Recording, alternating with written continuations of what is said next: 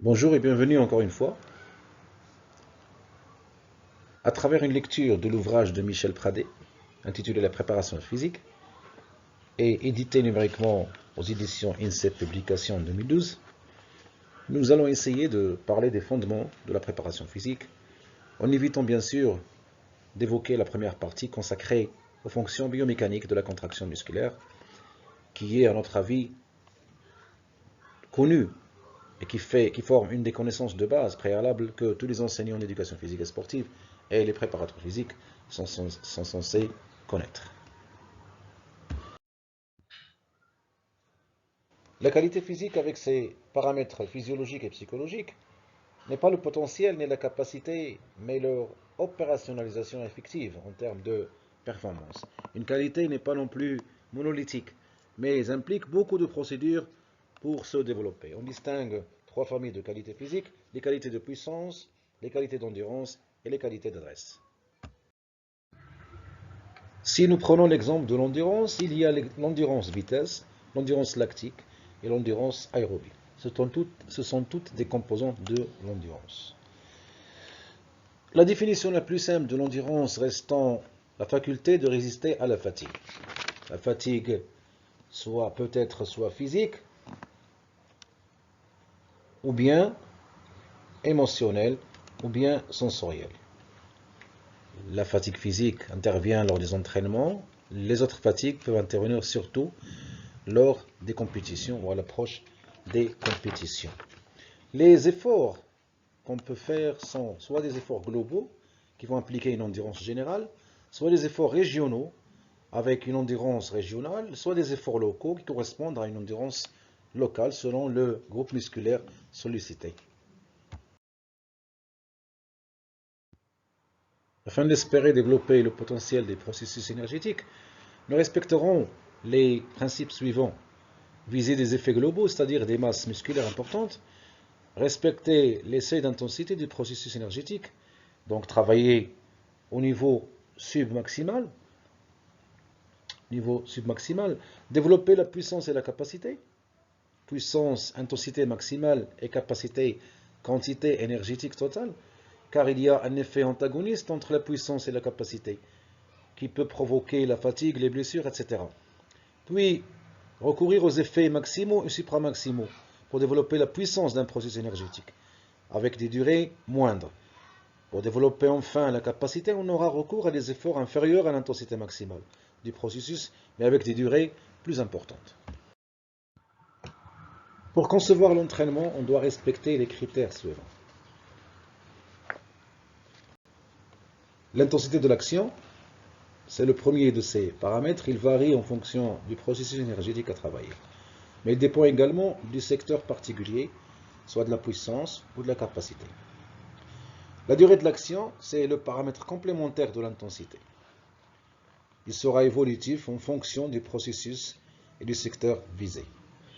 La durée de la récupération, elle est souvent négligée, mais cette caractéristique s'avère essentielle pour maîtriser les effets d'un exercice. Elle permet en effet, au travers de la restauration plus ou moins complète du potentiel énergétique et nerveux, la répétition de l'action avec des effets comparables.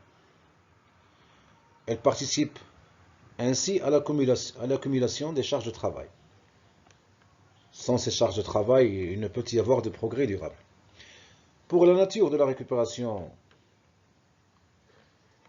elle passe aussi par la maîtrise de sa nature, soit active, passive, soit complète ou incomplète. On peut jouer sur ces différentes caractéristiques pour prolonger, accentuer ou atténuer les effets des situations qu'on propose. On doit donc absolument prévoir la nature des récupérations qu'on va utiliser dans l'entraînement. La quantité totale de travail, ou le nombre de répétitions, si on veut dire, c'est le dernier aspect qu'il faut évoquer.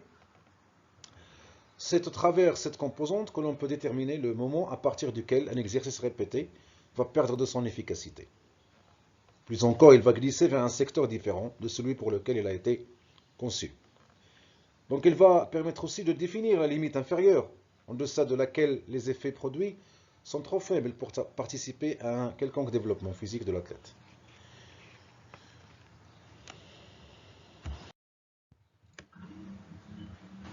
Quand on parle d'énergie, on pense à l'ATP, adénosine triphosphate, qui est le porteur chimique de l'énergie potentielle du corps.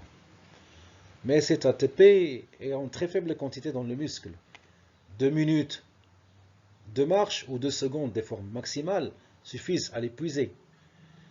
Pour donc que le mouvement se poursuive, le corps va sélectionner 3 mécanismes capables de resynthétiser l'ATP au fur et à mesure de sa dégradation. Ce sont ce qu'on appelle les filières énergétiques, qui peuvent intervenir en quasi-exclusivité ou bien en même temps à des doses différentes. Ce processus énergétique étant lié aux efforts d'intensité élevée et de courte durée, il s'avère donc logique que son potentiel est amélioré par ce type d'effort. Cependant, selon que l'on veut développer l'intensité, c'est-à-dire la puissance, ou la capacité de ce processus, la nature des actions va être sensiblement différente.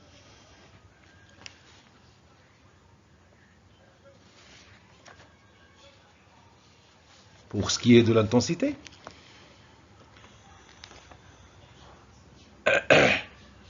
elle sera maximale et supramaximale, c'est-à-dire avec une survitesse, une surforce. Survitesse, on peut la travailler dans les descentes, des courses tractées, etc. Et la surforce, elle sera travaillée par exemple en accentuant la résistance, par la pliométrie, par les mouvements excentriques, etc. Quant à la durée de l'action, elle est courte, allant de 3 à 7 secondes. La récupération, elle va servir à restaurer le potentiel énergétique pour les exercices suivants. Et donc, elle aura une durée assez courte et une nature complète et semi-active. Complète et semi-active pour garder la vigilance et l'excitabilité tout en éliminant les déchets. On privilégiera la marche pour garder la vigilance et l'excitabilité de l'athlète. La quantité totale de travail, elle dépendra du niveau d'entraînement de l'athlète. Elle dépendra de l'apparition, de la baisse du niveau des répétitions et due à l'accumulation des déchets organiques. Exemple, en général, 10 répétitions. Pour ce qui est de la capacité anaérobie à lactique, l'intensité sera inframaximale, inférieure à 90%, au moins 90%, des efforts d'intensité inframaximale, mais proches du maximum, à condition que l'exercice soit assez relâché et aisé, c'est-à-dire que la répétition ne présentera pas de signe de fatigue. La durée de l'action peut dépasser la durée maximale admise. Il faut faire attention à ne pas solliciter le processus suivant, c'est-à-dire le processus anaérobie lactique. La durée de la récupération doit être suffisante. On doit observer la qualité de l'exécution pour agir sur la durée de la récupération. Donc, tant que la qualité de l'exécution est uniforme, la récupération doit être gardée. Si la qualité de la répétition baisse, la récupération doit être prolongée. La nature de cette récupération est active pour éliminer complètement les déchets organiques, stimuler l'apport d'oxygène activement, marche, trot, etc. Ce qui permettra de maintenir la stimulation aussi neuromusculaire et l'excitabilité. La quantité totale du travail va dépendre de l'expertise de l'athlète et son niveau d'entraînement. Donc la baisse d'intensité va nous déterminer la quantité de travail. L'activité vitesse est privilégiée, mais mais pas la seule,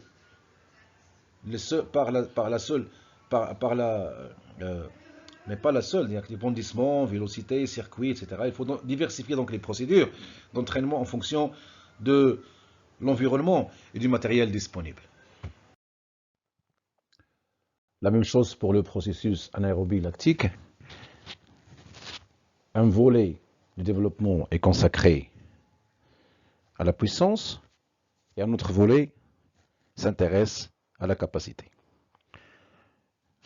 Pour développer la puissance anaérobie lactique, nous avons dressé le tableau suivant. Les principes sont les mêmes. l'intensité, la durée, la récupération et la quantité totale de travail. Pour l'intensité, le développement de la puissance d'un phénomène, de ce phénomène exige qu'on effectue toujours l'action à intensité maximale. Et même parfois, lorsque cela est possible, l'intensité supramaximale. Il s'agit bien entendu de l'intensité la plus importante que l'athlète parvient à soutenir pendant la durée de l'effort demandé. L'intensité maximale est inférieure à l'intensité absolue. Par exemple, pour un effort de course, la vitesse de déplacement est inférieure à la vitesse maximale lors d'un sprint pur. En ce qui concerne les efforts supramaximaux, la mise en œuvre va s'avérer plus délicate. Elle se fera grâce à des efforts fractionnés avec des courtes récupérations, juste suffisantes pour produire un nouvel effort, intensité supramaximale aussi. Donc la sommation de tous ces efforts qui sont normalement surcritiques va avoir un effet très favorable sur le développement de la puissance lactique. Mais la logique veut qu'on réduise de plus en plus les récupérations intermédiaires pour aboutir à une suppression totale de ces récupérations. Ainsi, un effort de 300 mètres peut être fractionné en 3 séquences de 100 mètres effectuées à vitesse maximale et entrecoupées de courtes pauses de 2 minutes. Progressivement, ces pauses de 2 minutes vont être écourtées à 1 minute ou à 30 secondes, pour finir par être purement et simplement supprimées. Pour la durée de l'action, la fourchette est comprise entre 15 et 45 secondes, ce qui correspond au maximum de durée du processus énergétique qui a précédé à lactique, pour ne pas tomber dans le passage à la lactique. La durée de la récupération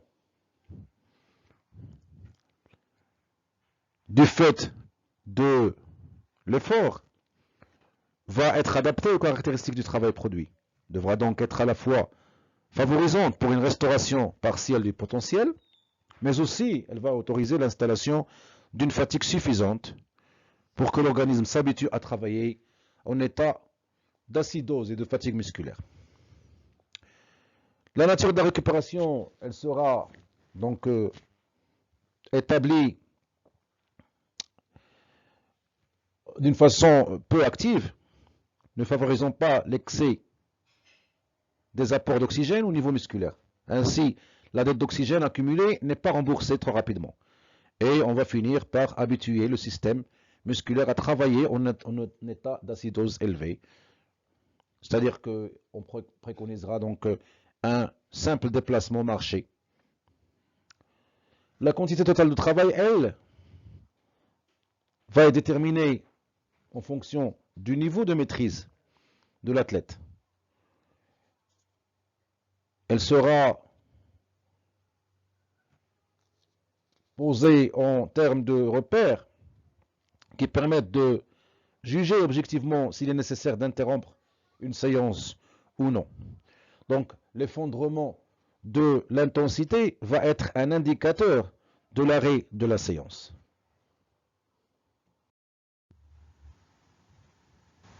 Aucune amélioration durable du potentiel physique ne peut être envisagée sans développement complet de ce processus aérobie, que ce soit en termes de puissance ou de capacité. Deux efforts et deux voies s'offrent donc à l'entraîneur. La première voie, c'est une méthode à effort continu qui va établir un compromis entre l'intensité et la durée des efforts pour que ces efforts puissent se prolonger entre 20 et 45 minutes. Il est raisonnable donc d'adopter une intensité évoluant entre 75 et 95% de la PMA, fonction du niveau bien sûr d'entraînement du sportif. La deuxième voie, ce sont les méthodes des efforts intermittents qui ont une efficacité qui est supérieure bien sûr dans le cadre de la préparation physique. Il y a donc classiquement 4 méthodes distinctes. La méthode des efforts intermittents de longue durée, qui consiste à effectuer une succession d'efforts proches ou légèrement supérieurs à la PMA, d'environ 3 minutes, entrecoupés de récupération active d'une durée équivalente. L'intensité de l'exercice va être conçue pour solliciter profondément le processus aérobie, qui va provoquer une dette notable d'oxygène, tout en permettant une restauration du potentiel durant la période de 3 minutes de récupération. La méthode des efforts intermittents de durée moyenne, elle est très proche de celle des efforts intermittents de longue durée. C'est la dette d'oxygène accumulée durant l'effort surcritique qui stimule l'apport d'oxygène durant la récupération active. La différence se situe principalement dans l'intensité et la durée de l'effort. L'effort plus bref, environ 1 minute, mais plus intense, cet effort va exiger une durée de récupération presque équivalente à des efforts longs, entre 2 minutes et 30 secondes. Après ce temps, l'athlète devra être capable de renouveler un effort identique, au moins 8 à 10 fois consécutivement. La méthode des efforts intermittents de courte durée, cette méthode va consister à des efforts courts, 15 secondes environ.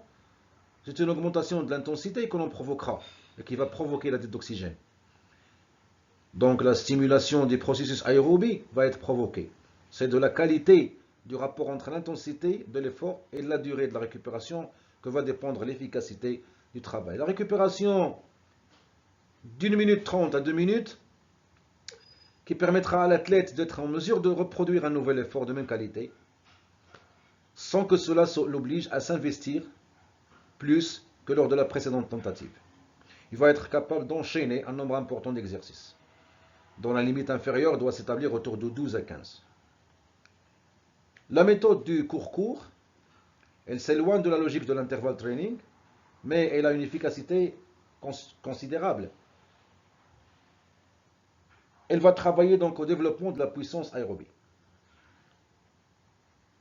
C'est un élément intermédiaire entre le travail continu et le travail intermittent.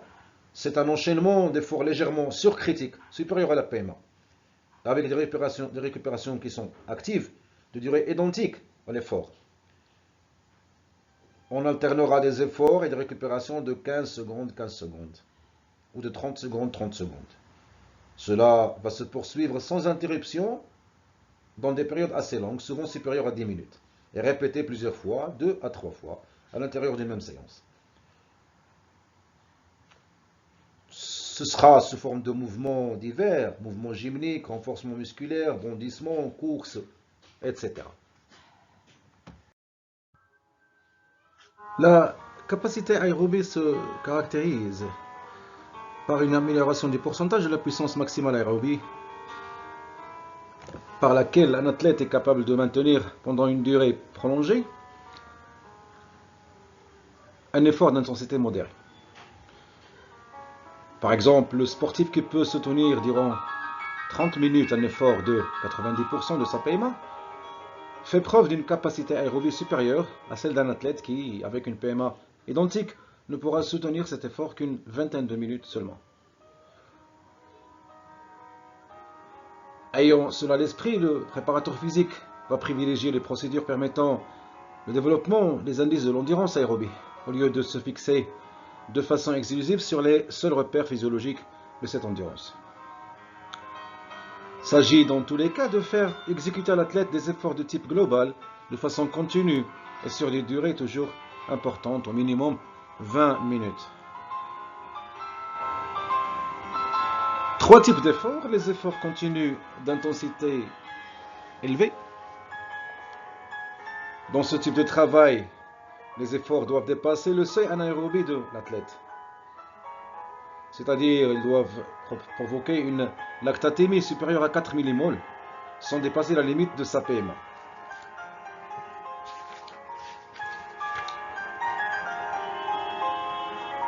On va proposer une certaine modulation dans l'intensité des efforts, qui peuvent alors évoluer entre 80% et 100% de la PMA. Cette méthode que l'on retrouve dans les 2 autres catégories de travail que nous évoquerons plus tard s'appelle le fartlek, terme suédois qui signifie le jeu d'allure.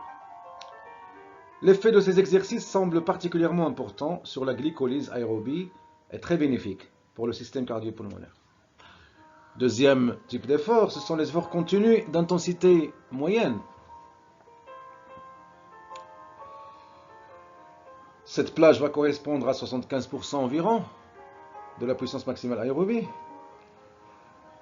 Et on peut se référer aussi à la fréquence cardiaque, malgré les différences individuelles, qui se stabilisera donc autour de 140 à 150 pulsations par minute.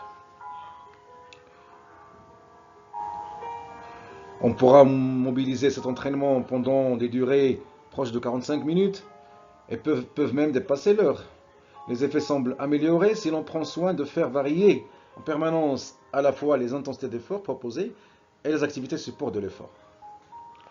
Pour que le travail réalisé soit entièrement profitable dans ce type d'effort, il faut veiller à ce que l'athlète bénéficie d'apports suffisants en eau.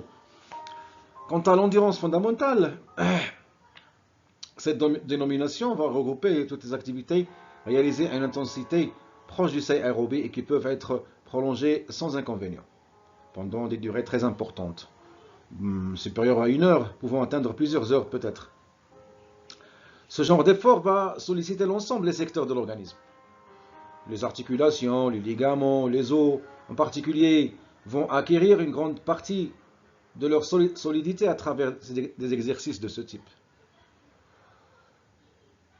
De plus, les fortes dépenses énergétiques peuvent entraîner d'importantes pertes de poids et contribuent à accroître encore le caractère préparatoire de l'endurance fondamentale.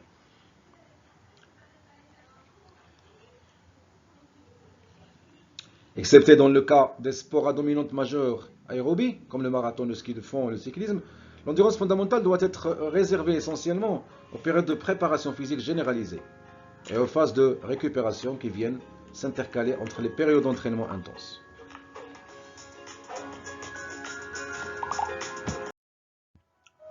Ce tableau va nous informer sur les différentes filières énergétiques, leurs substrats, les métabolites, leur bilan, leurs réserves, le type de fibres qu'elles sollicitent, la durée des épreuves, leur capacité, leur puissance et les facteurs limitants.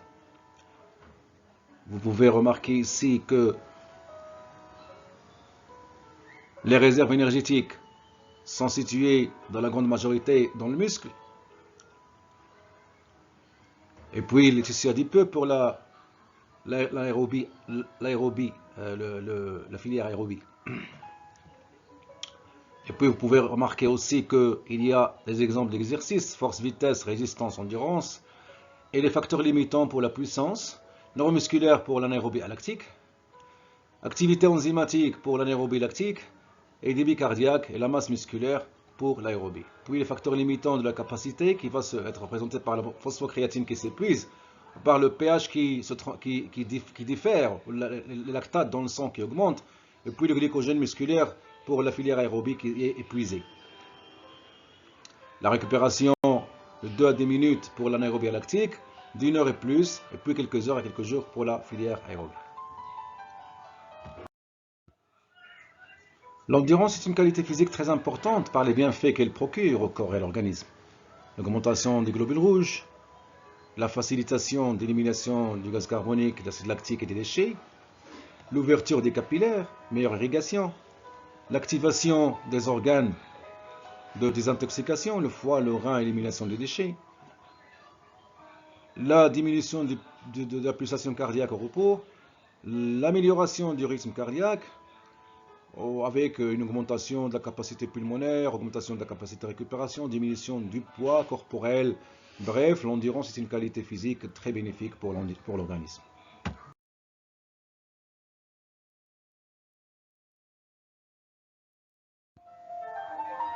Plusieurs tests sont conçus pour déterminer les conditions physiques, évaluer les conditions physiques de départ des athlètes. Des tests de laboratoire, des tests de terrain. Ce qui nous intéresse en éducation physique, ce sont surtout les tests de terrain. Nous allons citer quelques tests importants, notamment les tests rectangulaires et les tests triangulaires. Avec le test de Cooper, le CAT-test de Shannon, demi-Cooper, le TMI de Gacon, le test de Léger-Boucher, le Vameval de Gazorla et Léger, et le test de Bru. On parle de rectangulaire lorsqu'il y a une continuité de l'effort, et on parle de triangulaire lorsqu'il y a une augmentation du rythme, augmentation, c'est-à-dire des paliers augmentants de vitesse.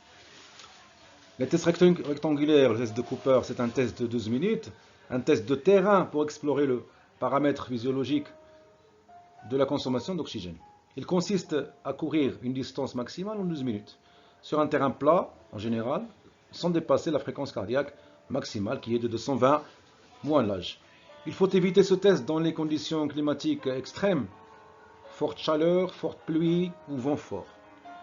Le rythme doit être régulier et adapté. Le test ne doit pas être terminé par un sprint. Par contre, la marche qui interrompra les périodes de course est permise. Le cas de test, c'est un test de course de 3 paliers progressifs de vitesse. La piste plate est étalonnée. Le troisième palier doit être couru à une vitesse maximale en 5 minutes ou plus. Le demi-Cooper, c'est au lieu de 12 minutes, c'est 6 minutes, les mêmes principes pour Cooper. Le TMI de Gacon est un test pour évaluer la vitesse de référence pour l'entraînement de la PMA sous forme intermittente. Il l'appelle aussi le test 45-15. Il est progressif et maximal avec augmentation de la vitesse de 0,5 km/h chaque minute. Des allers-retours comme le test BG, avec augmentation progressive de la distance à parcourir, avec des phases de récupération de 15 secondes. Les tests triangulaires, le test de léger bouché sur une piste balisée de 50 à 50 mètres, courir progressivement de plus en plus vite, la vitesse maximale atteinte est la VMA. La vitesse initiale est de 8 km/h, elle augmente de 1 km/h toutes les 2 minutes. Un signal marque le passage devant les balises situées à 50 mètres. Le test Vameval de Gazorla pour évaluer la VMA et la V2 max. Sur une piste de 200 mètres au multiple de 20 mètres, c'est-à-dire 220, 240, 260, des plots placés tous les 20 mètres, une audio de la Vameval, et puis on mesure les paliers atteints, ce sont des paliers d'une minute, avec augmentation de la vitesse de 0,5 km/h par palier. Le test de bruit enfin, c'est un test derrière un cycliste sur une piste de 400 mètres et le CD du test avec des pipes correspondant au coup de pédale. Et un tableau va permettre de calculer la VMA. Pour conclure, nous allons terminer par dire que les tests sont nombreux et que tout enseignant, tout entraîneur peut adapter et choisir le test qui convient le mieux à ses conditions matérielles et environnementales et au niveau de départ de ses élèves ou bien de ses athlètes. Nous avons vu les différentes filières énergétiques et les différentes façons de les développer.